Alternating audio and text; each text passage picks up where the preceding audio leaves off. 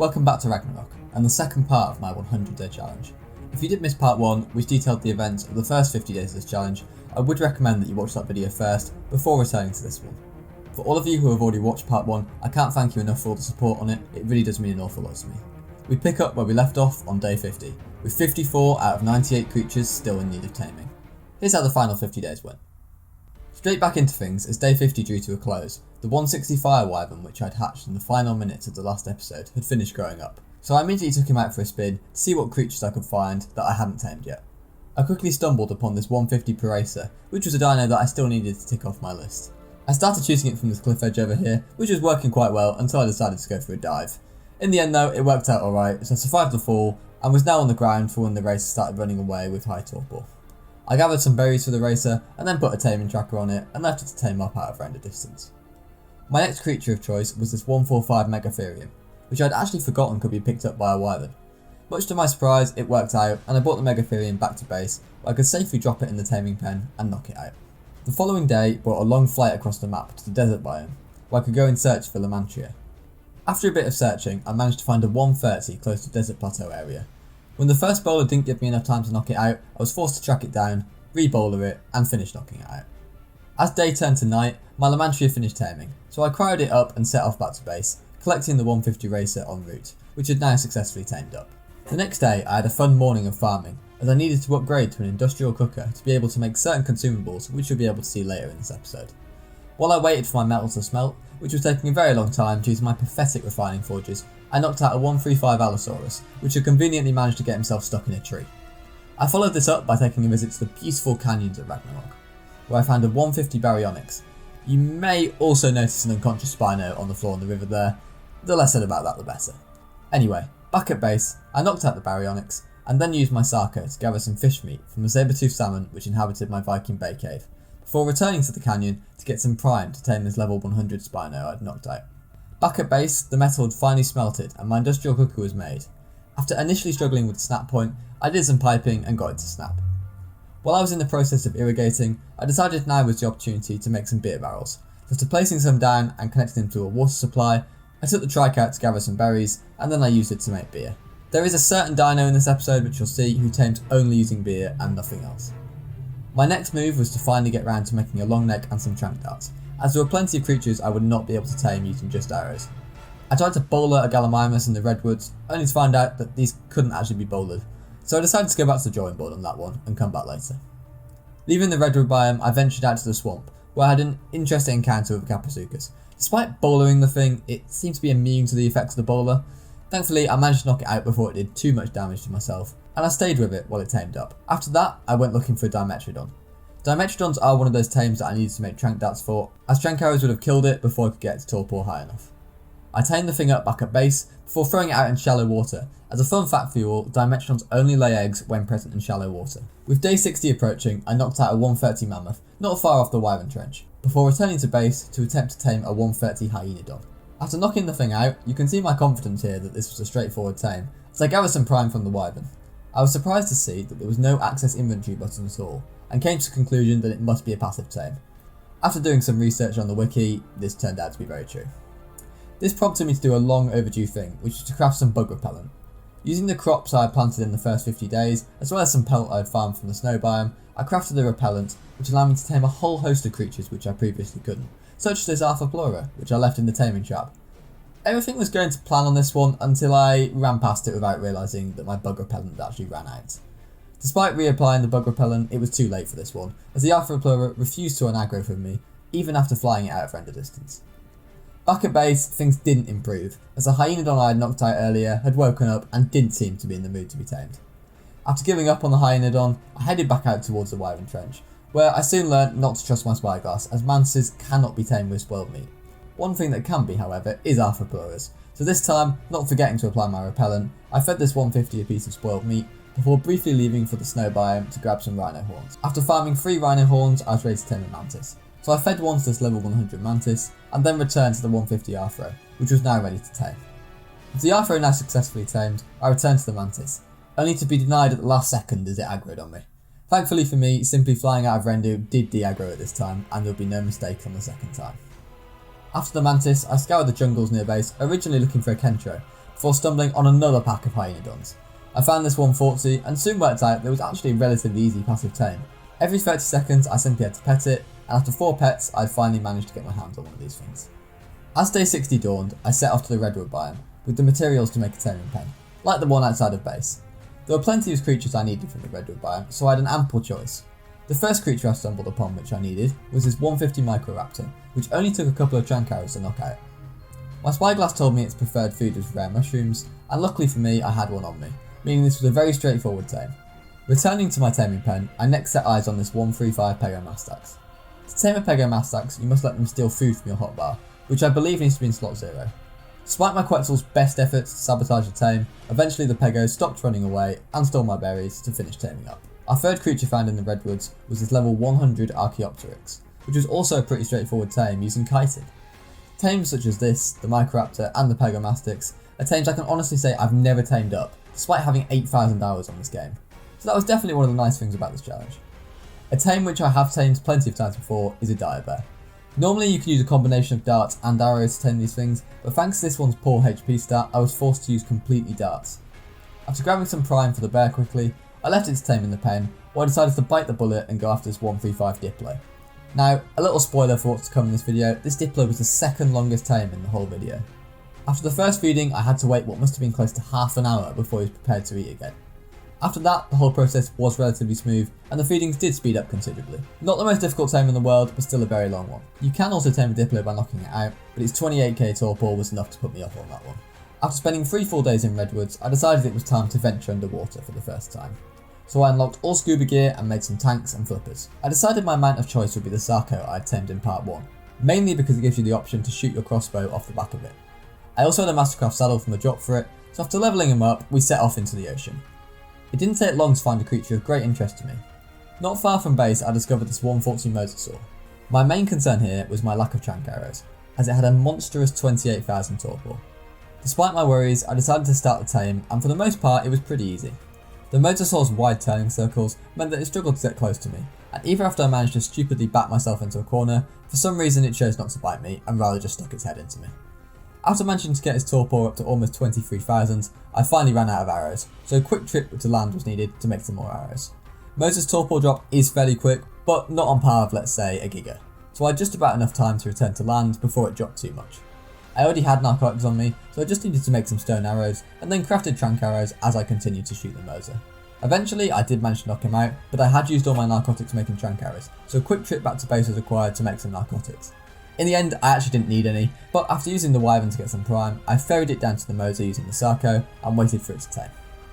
My next water creature which I had my eyes on was this Basilo, just off the corner of Blue Obelisk. Basilos can be an awkward tame as they are surrounded by a pack of mantas which can perform a lot of damage if you aren't careful. After splitting the mantas up and taking them out one by one, I once again used the Wyvern to get some prime, which I would use to tame this Basilo. As with most passive tames, the gap between the first and second feeding was fairly extensive, but after that it was pretty quick. With the Basilo secured, I decided that was enough water for me today and headed back to base. Returning to land, I spotted this 135 Moss Chops while flying back to base, so I thought I would take a look to see what he wanted. Moss Chops can demand a variety of things to passive tame them with, and luckily for me, this one wanted rare mushrooms, which I happened to have on me, so I tamed him up in one go. My next tame would be this 130 Kentrosaurus, which I found close to the Green Obelisk area. Kentros are actually a very long tame if you don't have kibble on hand, but I simply knocked him out in the pen and left him there, with enough berries on him to tame out. As the beer I'd started on in the beer barrels was ready to go, which meant next stop, the pub. But first we had to tame this level 100 monkey I found, right by the cliffs of base. After that, we returned to the redwood biome, where I still needed to tick a few creatures off my list. The first of these was a Megalosaurus, aka a deer, and luckily for me I found one close to our taming pen. Something I couldn't find to save my life, however, was a Phylocolea. I had seen a few, such as these two ones which had decided to perch themselves on the same tree, despite it being hundreds of comfortable trees around them, but these two were too low to meet our minimum level requirement of 100. I thought my luck was beginning to change when I bumped into this level 100 duty, the first to meet the level requirement that I had seen thus far, only to see it be brutally murdered by a dire bear in front of my own eyes. Feeling slightly defeated, I set off back to grab the deer and return to base, where I had a stroke of luck. I found this 145 Filer not far from the pen, so I grabbed him up and brought him to the trap. My deer was still in there at the moment, but I decided he could go for a swim while I sorted out our latest addition. After knocking the Filer out, I left it with some meat on, and flew out into the nearby desert to get myself a vulture. During part 1, I had actually knocked one of these things out, only to be reminded it's a passive tame, and this was definitely the most straightforward tame of this video so far. Returning to the filer, I cooked up some prime meat for it, as their preferred taming food is actually cooked meat rather than raw. After a short wait, the filer was done, and I set off on the flight to base. On the return flight, I actually had some useful encounters. On the outskirts of the snow biome, I caught sight of this Yeti, and with the image of still losing that level 100 still in my mind, I would be coming back for this one. Further up the hill into the snow was a 140 Shalasico, which of course is the solitary dino that is tamed using Bio. I picked him up and brought him back to the vicinity of base. The Kentro had finished taming up by this point, so I cried him up, and then with the help of my ghillie suit, snuck up behind the back of the Shalasico and tamed him up.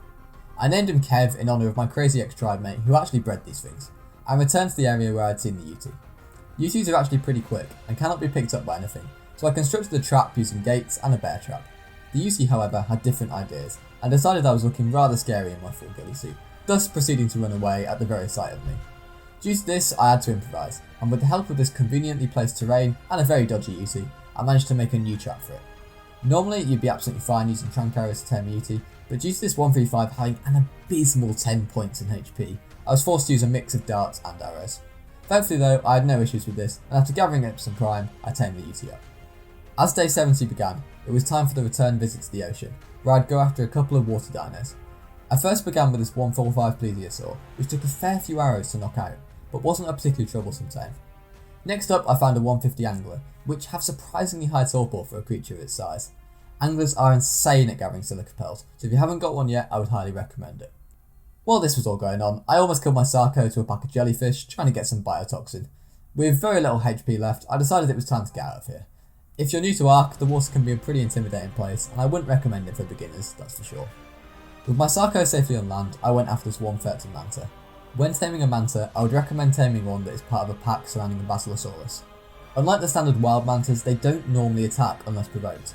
You will need angler gel to tame these things, so a visit to the deep ocean is required first. Fully back on land now, my next item was causing a bit of an issue.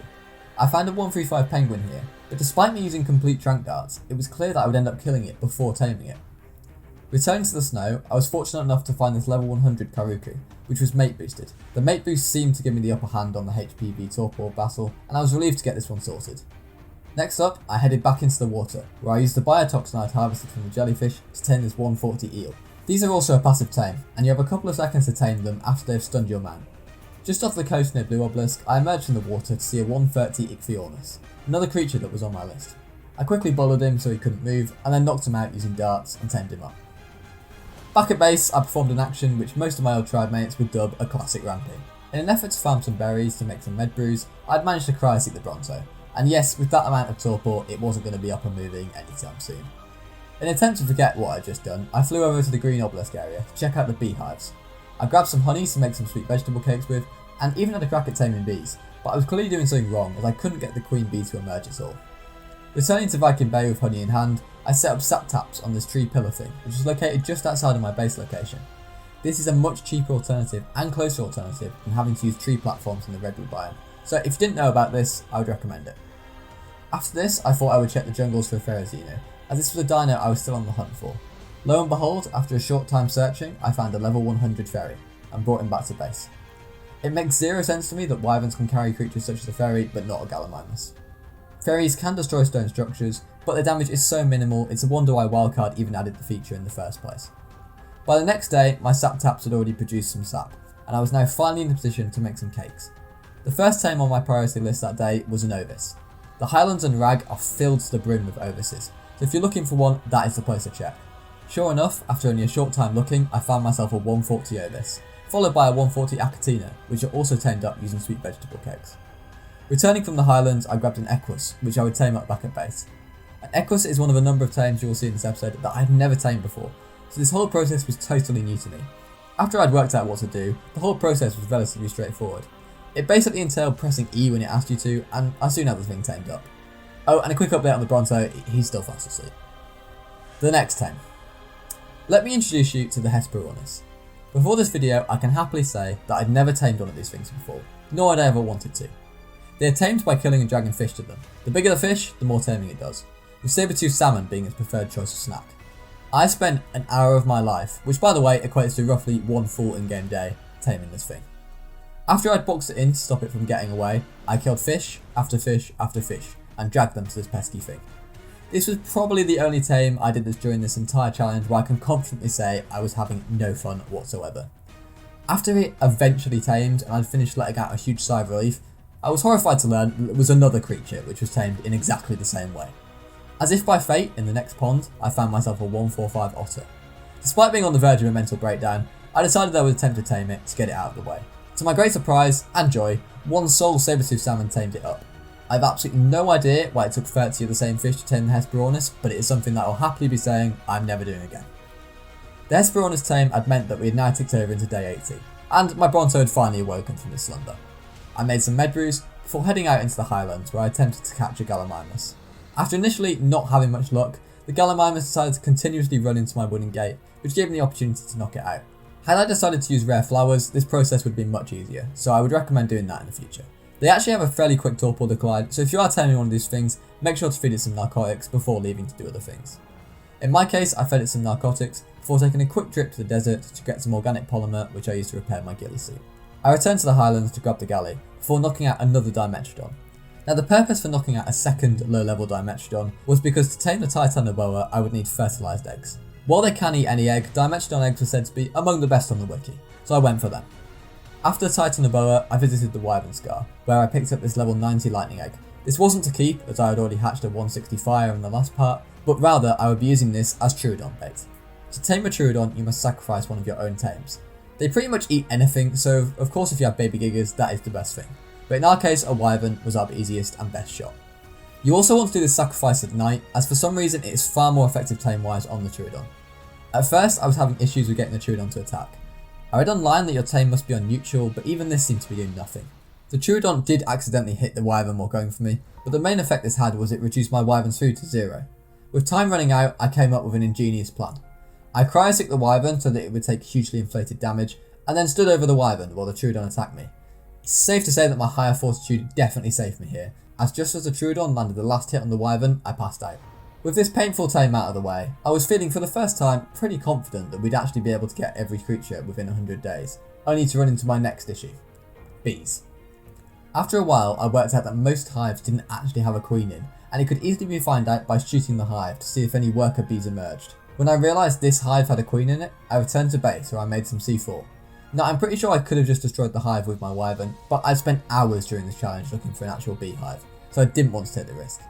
After blowing up the hive, the queen emerged. It was actually a pretty simple case of just applying my bug repellent and feeding it a rare flower. I turned the bee into a hive and the job was done. Returning to the highlands, I looked for a unicorn. Now a unicorn is basically a rare Equus spawn, and can spawn anywhere an Equus can, which means if I wanted one to spawn, I had to clear out Equus spawns.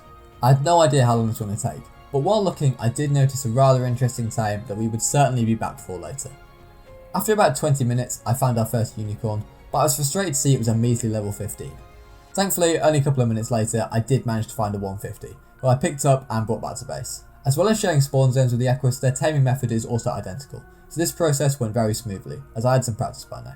Entering day 88, we had 2 water creatures left to tame, the first being a donkey. I found this level 100 close to the Ragnarok mushroom cave, and set about tranking it out. Now donkeys have a hard skin, which reduces damage, but clearly also reduces torpor. Halfway through taming this thing, I had to return to land, just as I did with the Moser, but eventually upon my return, we managed to knock it out. The last creature we had to tame was a Tuso. Now, by far the best place to tame a Tuso on Rag is the Tuso Pit, which is located on the west side of the map, opposite the swamp. The issue was, it's incredibly dark down there without I, and I didn't fancy dying to a swarm of Tusos. Thankfully, on the northern part of the map, I managed to find this 130, which is a rare spawn. The taming process for a Tuso, despite its size, is actually relatively easy. Just let it grab you, then dismount, and swim up to its mouth and feed it black pearls. Now, fully done with the water, I attempted to tame an Onyx, but I was struggling with this one. After doing a bit of research online, I found that bats are actually not tameable on Rag, or at least no one has currently found a way to tame one. They spawn in high numbers around the castle, but they're not tameable just at a high level of the majority of them. You can see here I'm approaching a level 45 bat, which of course should be tameable, but I have no option to tame it at all. Not wanting to disappoint, I spawned a bat in the jungle cave and tamed it up. It was now day 90, and I had 10 days to tame the remaining 5 creatures on my list, so I set out into the desert to get what I thought would be the easiest one. I started to trank out this Bracopsodon here, only for it to disappear into thin air. I'm pretty sure it must have been meshed, After a few minutes of confusement, I eventually gave up on him and moved on. Thankfully, I didn't have to go very far, and I saw a 140 Diplocalus, who I actually brought to the nearby redwood taming pen to tame up. After I knocked him out, I returned to the desert, where I set about making my fail-proof kangaroo trap. My plan was to eat a rare flower, which would then aggro the otherwise passive kangaroo and lure him into the large bear trap, before then gating him in. As you can see, the plan actually worked a treat, and with a nice kangaroo-proof hole in between the gates, I easily knocked him out. The issue was that I had stupidly forgot to bring my rare mushrooms with me, so after returning to base to get some, I arrived back at the trap to see this kangaroo had also gone for a visit under the mesh. I'm not exactly sure what the problem is with kangaroos on this map, but they don't seem to like the terrain at all. I now needed to return to base again, as I needed fresh trank darts to tame him. I now need to remake the trap, except while I did that, it appears my second kangaroo had now also vanished. I looked everywhere for it, but no avail. I was rather suspicious that this group of daedons over there may have eaten it. Thankfully, I didn't have to wait around too long for another one. In fact, without realising it, I'd actually managed to find 2 of them. This time, I managed to stay in render during the whole taming process, and after 2 full in-game days, I finally had a kangaroo. Returning to base, and with 3 creatures to go, I did a little farming so I could make a couple of cannons and some cannonballs to tame a rock elemental. My first rock elemental tame didn't quite go to plan, let's say, but thankfully close by there was a level 130, which went far better. When taming a rock elemental, be sure to hit it in the head, otherwise you'll soon end up with a dead one instead of a tamed one. After perfecting the angle needed to knock it out, I gave it some sulphur and left it to tame up. Back at base, I performed what would be the final narcotic run of this challenge. I would certainly be needing both narcotics and plenty of arrows for this last tame. It was at this point that I remembered that I wasn't actually on the last tame, I had another one to do. After spending a long time looking for an Oviraptor which met the level requirements, I finally found this level 130, mated the Dimetrodons over and over, and waited for him to tame up. With that out of the way, we finally got onto the finale of this challenge. I returned to the Highlands, where I was relieved to see the Giga we had spotted earlier was still there. I made a similar trap as I did with the Procopsodon, except using metal gates this time, as the Giga will happily chew for anything that isn't metal. I wasn't quite sure how to bait this thing into the trap. Normally I would always recommend a Pteranodon, but as we didn't have one on hand, I had to use a mix of myself and the Wyvern. Eventually we managed to get him stuck in the trap. Being very careful to take a wide berth due to its enormous hitbox, I must have boxed the Giga in with about a second to spare before he escaped. From then on, I shot trank arrows at him for about 10 to 15 minutes. Taming the Giga solo isn't the most fun thing you could ever do, and as we reached the 60k torpor mark, my best crossbow broke, which didn't exactly help. Thankfully, my ramshackle crossbow was enough to see me through, and we knocked out the Giga. Gigas have crazy high torpor drain, and once it starts, that 80k torpor can go to 0 in just 2 minutes, so make sure to feed it some narcotics when it starts to drop. Leaving the Giga to tame, I collected our now fully tamed rock elemental, before returning to witness the final creature of this challenge tame up. With 96 days on the clock, we had successfully tamed every creature on Ragnarok.